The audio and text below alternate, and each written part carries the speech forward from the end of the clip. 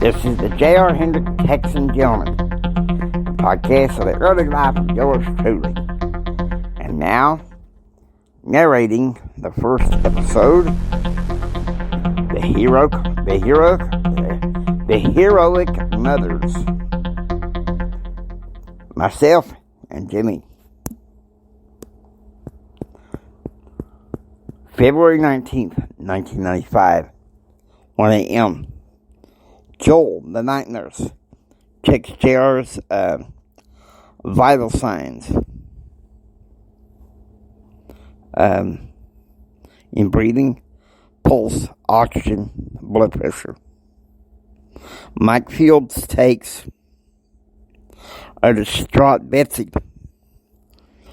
back to the Hendrick condo, offering for him and Mary to stay with her because they felt like she couldn't do herself or JR any good staying in the ICU waiting room. 2:15 a.m. Joel talks to the night physician, who says Dr. Demetrius Nelson didn't have Sunday rounds, but that he partners with Dr. Clement Sophocles, who would check on JR. 3 a.m. Eastern. Jim is sitting in the front lounge of the mansion, panicking and pacing. Today he was working on a $3 million loan with Claude and Cadence, skipping church in order to go get it done.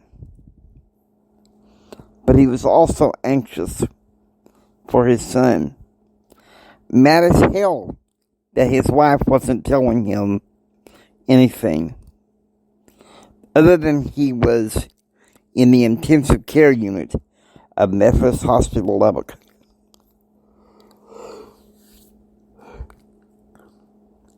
7:30 a.m. Eastern. Renting space in the Eisenhower Executive Office Building. Claude, Jim, and Cadence go to work right away for 4 hours. Seeing to it that the loan takes place. 1:30 p.m. Eastern.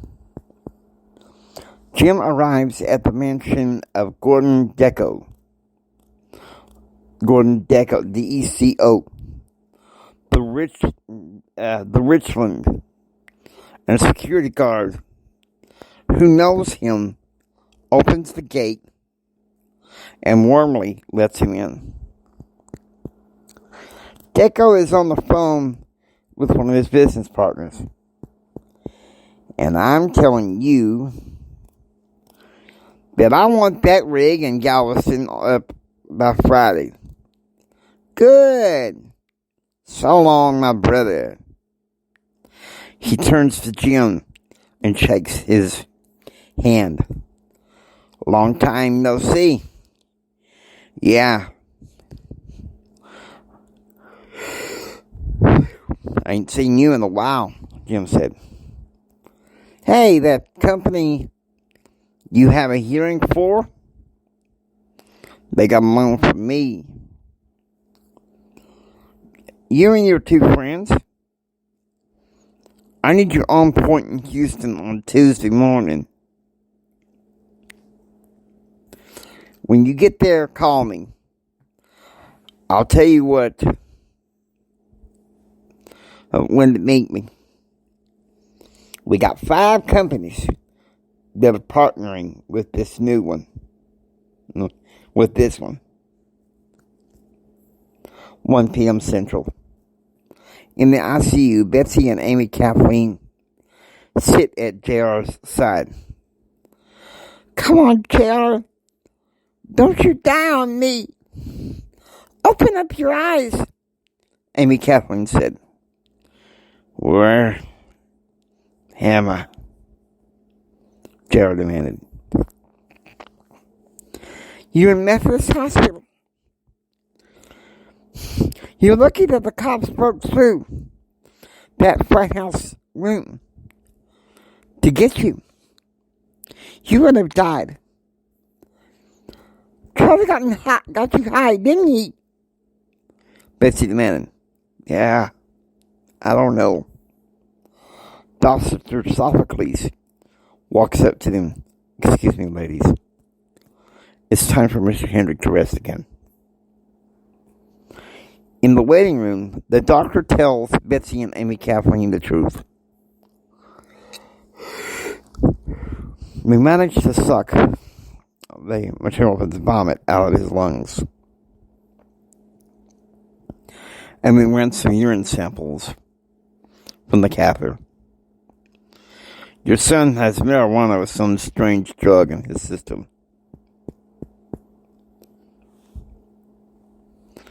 He was smoking marijuana with his roommate in some frat house. My hope is that the university will investigate this crap. My son don't normally do crap like this. But I feel responsible. And my husband is responsible. Ma'am, excuse me, but in some ways, he's a 25-year-old man. In many ways, he lived himself out of self-destruction. Something is going on beyond anything we could ever know. And we won't know until he wakes up fully.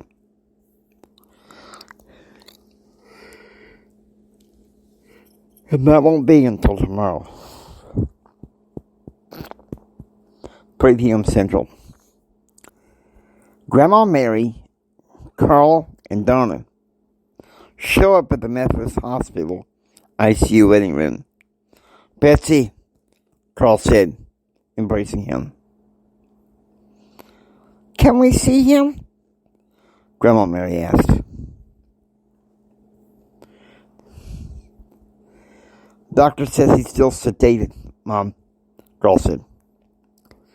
How'd this happen? Mike Field stepped up. He disappeared Friday afternoon with his roommate Charlie Nation to some frat house. We found him late Saturday evening, passed out, almost drowning in his vomit. He got so high on something. Doctor says he has pneumonia, Mike Field said. Oh my God, Donna says. Where's Jim? Grandma Mary asked. He's flying in tomorrow morning, Betsy said, starting to cry. Let's pray, JR. JR's settled in.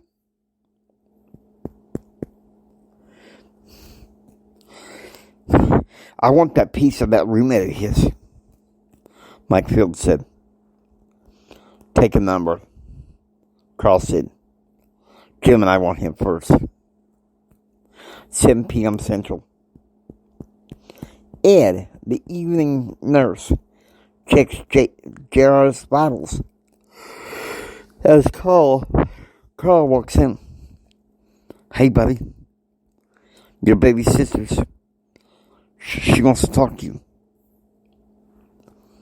He's turned speakerphone on his cell phone, and JR faint hears awake.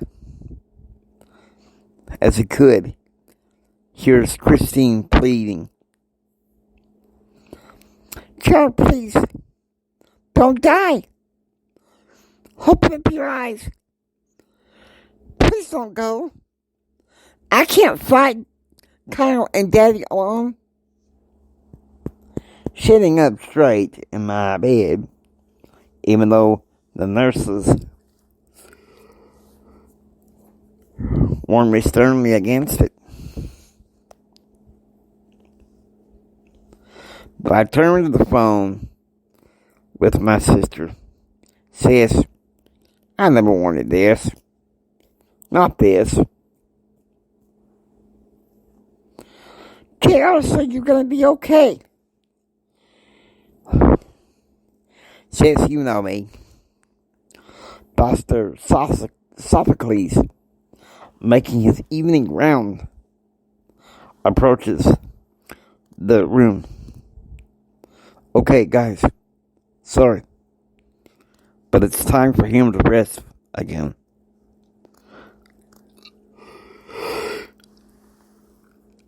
But when he's recovering, he'll be in a private room early tomorrow morning. 9 p.m. Eastern. Jim is sitting in the front lounge of the mansion when the house phone rings. Ironically, a servant says it's his mother, so he answers it.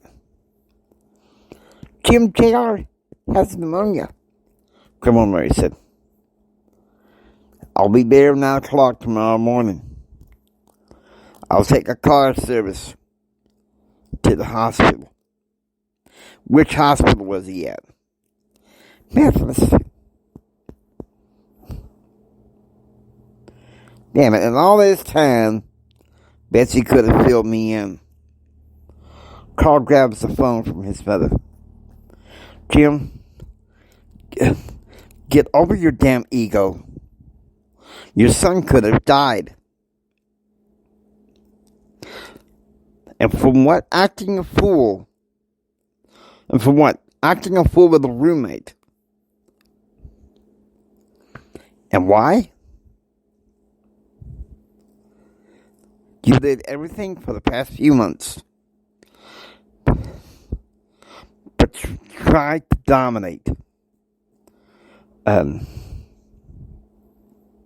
his wife. And he got tired of it. So you just shared just as much the blame.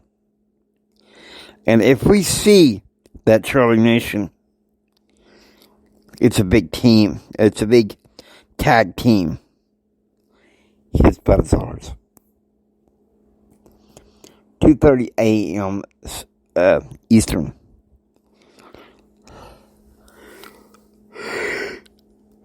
Jim is sitting in the mansion front lounge, brooding, realizing what he had done,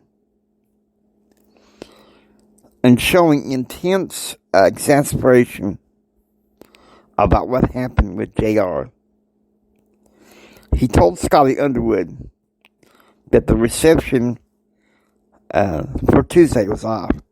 Scotty understanding,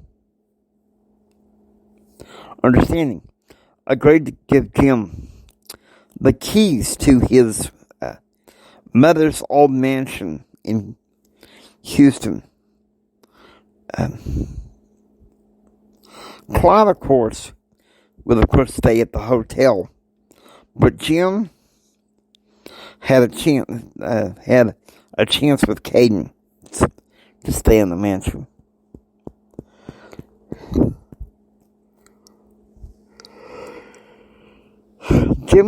Betsy would be returning to Washington, D.C. with Betsy and Amy Kathleen and her parents. The three would then pack their bags, Jim, Betsy, and Elizabeth, for El Paso Saturday morning, and stay until the 1st, when Betsy would leave Elizabeth in El Paso for chemotherapy, while she traveled to Arizona. 2:45 a.m. Central. Mike, JR's respiratory therapist, gave him a breathing treatment. JR is sitting on the edge of the hospital bed, studying for his media writing test. He asked for the lab assistant for video writing to bring the exam for him to take at the hospital, with him monitoring, of course.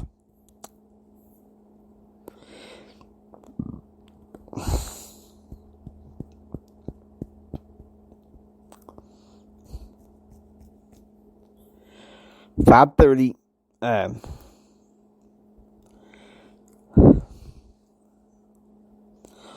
5:30 a.m. Eastern.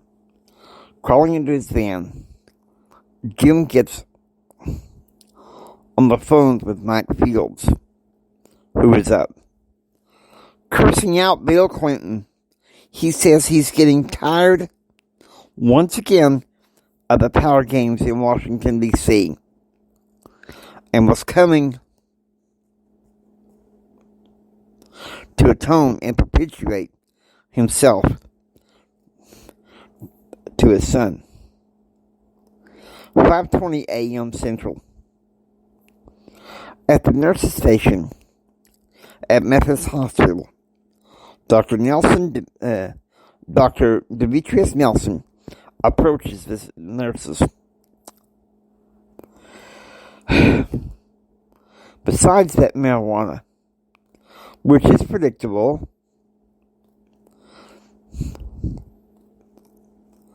on colleges' campuses, this extra drug strain is nothing new. All since January and this month, through college campuses in Virginia, Maryland, and Rhode Island, we've been having university medical centers full of kids for this Turkish shandu. Turkish what? A nurse asked. Kids think it's an ecstasy trip, but it's nothing more than just some opium. They can have sedative properties. Because Mr. Hendrick has unregulated cortisol levels, it caused a lot more. He's lucky his lungs didn't collapse. What I'd like to know is who gave him this. At the same time, Jim is calling Betsy on the private jet at Dulles International Airport.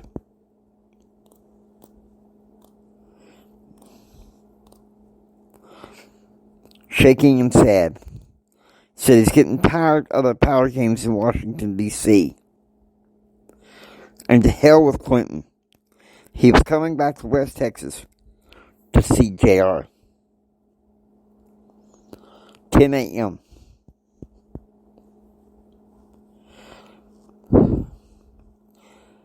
Jim is charging in at the hallway. "How's my boy?" Jim demanded. He's in there talking to his doctor, Betsy said. "You don't know how lucky you are to be alive today," Dr. Nelson said. "And you were up for an hour at 9 this morning, taking an exam? It's a miracle that you've been able to function."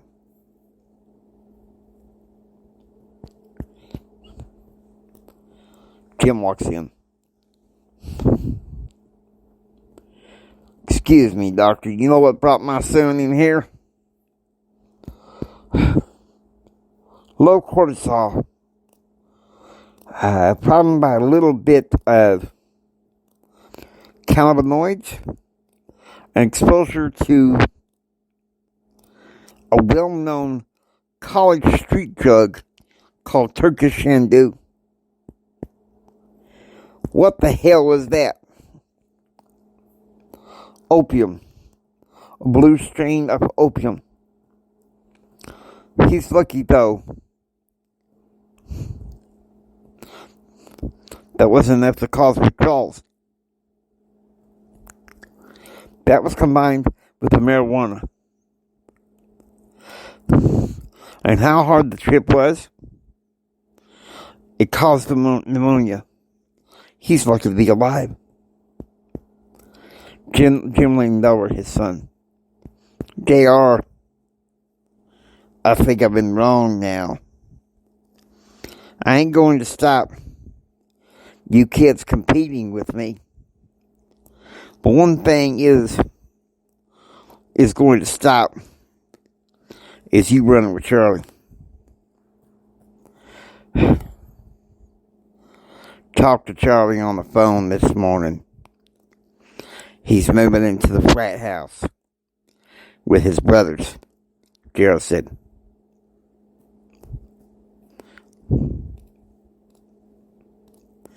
Doc, when can he get out? Jim asked. Tomorrow, around lunchtime. Now, his mother has agreed to stay until Wednesday night. I've talked to his advisors, and they've agreed to suspend him from extracurricular travel until March. He can still participate in Holy Spirit Club and Cheesecake Toastmasters, but no more competitions until he gets his grades and lifestyle back in check. I even ordered the same thing. 10:30 a.m. Charlie Nation is walking down the hospital hallway, when all of a sudden Jim, Carl, and Mike Fields accost him, grabbing him and knocking him to the ground. Well, I ought to kill you for what you did to my boy, Jim screamed.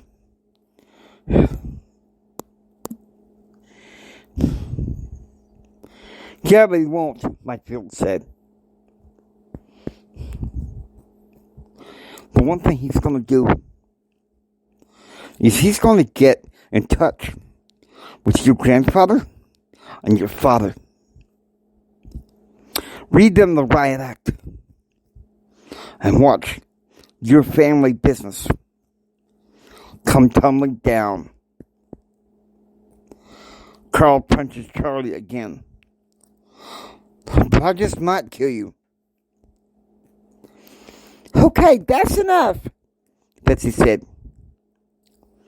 Kim, you and I are just as much responsible for what happened to our son.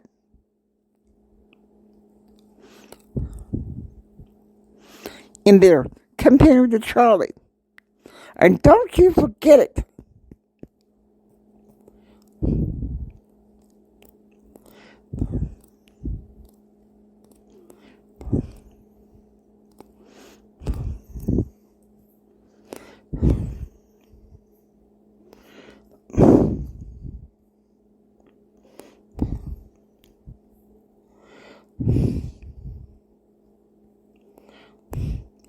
Now, all this fighting is not going to solve anything.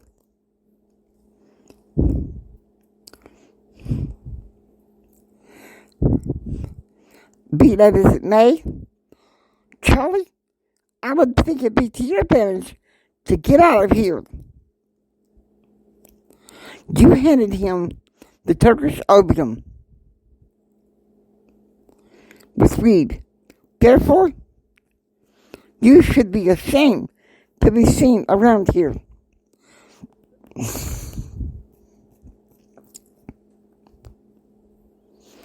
I can't believe you're even going here, Grandma Mary said.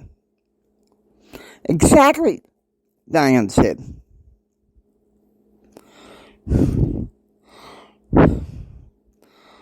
Tom filled me into everything. When he was on the phone with the Dean of Housing and the Dean of Student Life this morning. Because of Charlie, JR was in that frat house bedroom, choking down marijuana. And that stupid Turkish opium.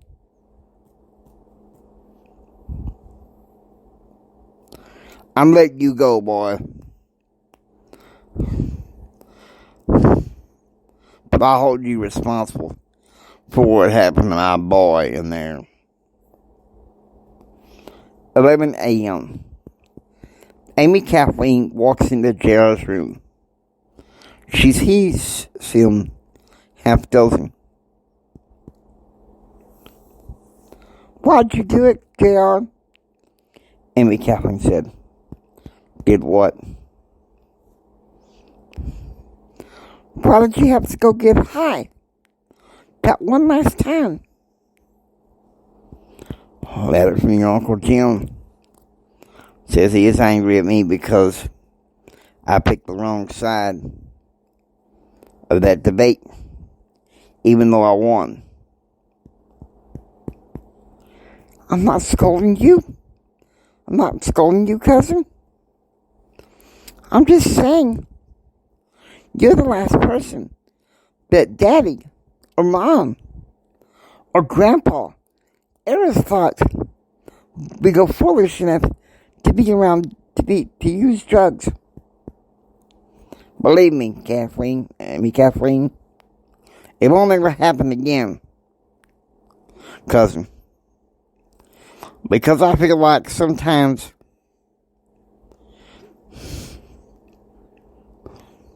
I'm breathing fire. 1 p.m. Tom and Diane, Carl and Donna, and Betsy talk with JR in his room.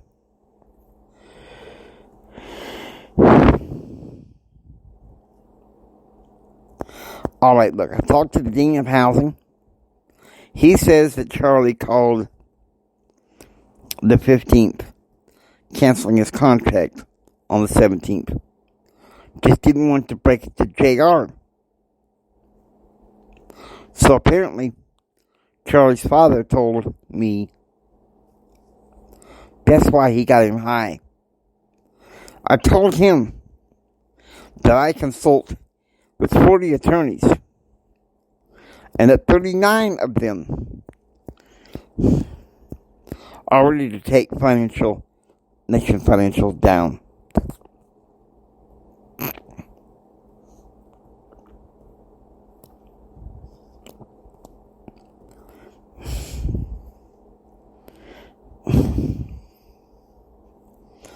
Not to mention, Jim told me the heat he turned on to Nation Financial, saying that several of his investments is tied up with them, and that he could pull out 98% of those investments any time, and that it would make the company a house of cards, Betsy said.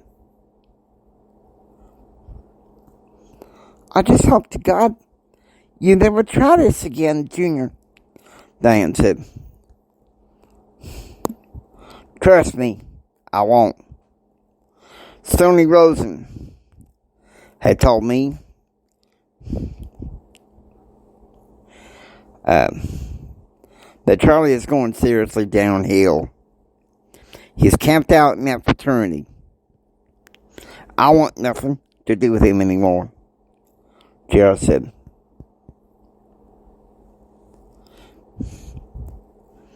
Now what about Jennifer Bowers? Mama, leave Jennifer out of this. I'll fly to see her next Tuesday. And of course, Brent has a message from Ivana Cho, my professor, around that time. She's canceling class that day because she has to present again in New York City. If she hurts you, Betsy said.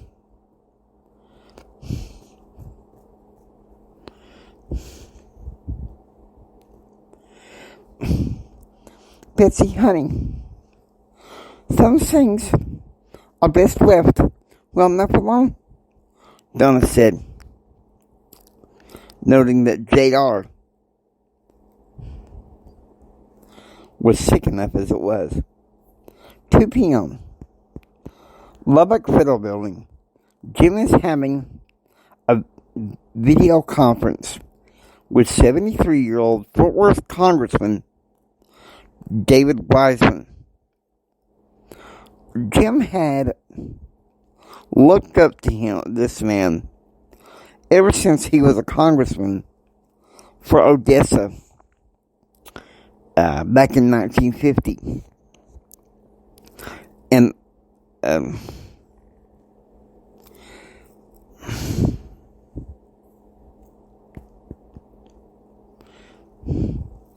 then represented Fort Worth in the 1960s until he favored redistricting in 2002. This would last until 5 p.m. when they would be working on a combined contract with America for Jim and Congressman Wiseman. 4 p.m. Jim goes to JR's suite in Gordon Hall to find things just as has been said. Charlie's bed was empty, and the clothes and everything was packed and gone. You know, Dave, Betsy and I weren't too sure about you at first. But now you know that you care. These kids here don't care about their education. And I can tell this about you and Kevin McDonald that you do. Some girl in Miss Cho's class, she made some typewritten notes for JR. The next government affairs exam is on Friday, March 10th. However, Miss Cho is aware that you asked that JR take the test early. I want him out of here on March 9th so that Charlie can't corrupt him anymore. He and Ken have planned this vacation to some damn convention in San Antonio. I don't want him anywhere near where Charlie can corrupt him anymore. I know. GoPack convention in New Orleans. My academic advisor, he got me some tickets. I just need to make hotels arrangements. You and Ken, you and Kevin, keep an eye out for JR. I don't want Charlie anywhere near him as long as you're around. 5 p.m. Central. JR is having dinner in his hospital room when his cell phone rings. It's Jennifer.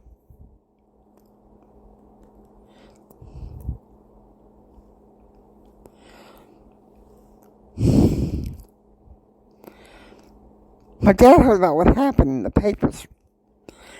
He says he forgives you because he knows you would normally do this. But he says, when you come to New Orleans, don't bring Charlie. Brad. I called and briefly met up with Brad. He's going to be flying with me to New Orleans.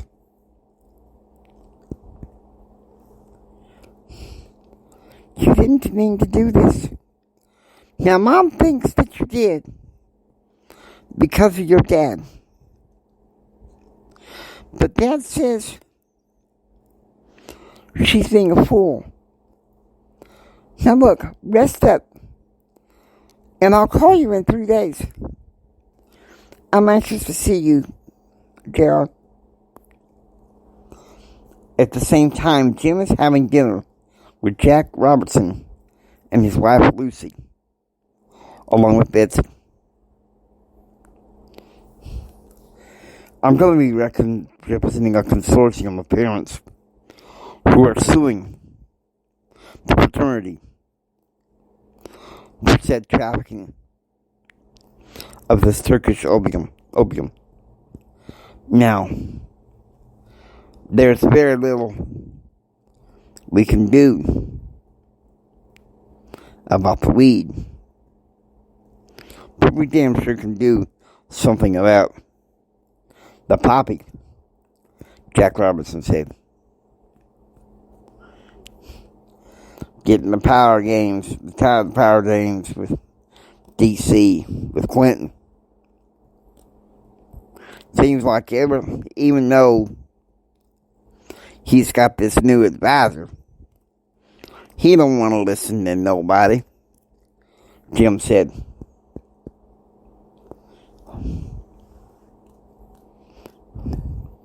It could take a month or more, Jim. But I say we do this. We scare him with whitewater. That's what Congressman Wiseman says. I look up to him ever since I was a kid.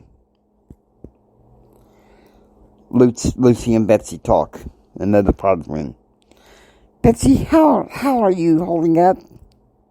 Lucy asked. I pray, Lucy. That's what I do. Be that as it may, since the past month, Jim and I have been having some marriage problems. If you don't stop this competition between him, Christine, and JR, I'll have to find some way to make it stop, Betsy said.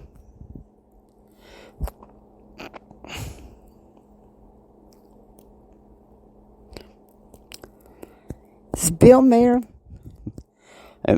back to the conversation between Jim and Jack Robertson.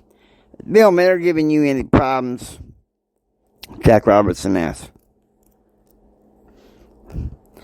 I knew him when he began to serve in the Reagan administration back in the early 80s. And I have to tell you something. He can be such a stick. He'd be alright if it wasn't for that new boss Bill Clinton put in charge in October. That's when I began to go rogue and go Republican. Jack drinks his glass of beer and shake Jim's hand. I like what you did to your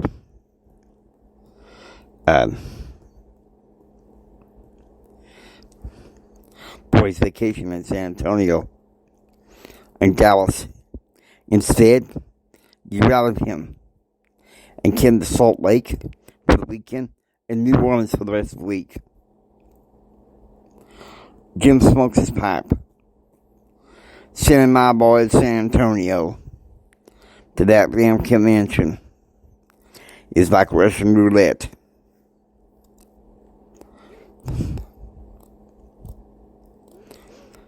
He's having to atone for the sins of Jim Bob Horton. I paid for him and his aunt to go to San Antonio. And then for them to go see their family in Oklahoma. And I've known the Hortons, particularly old man Horton, since the damn 60s. And he's crazy.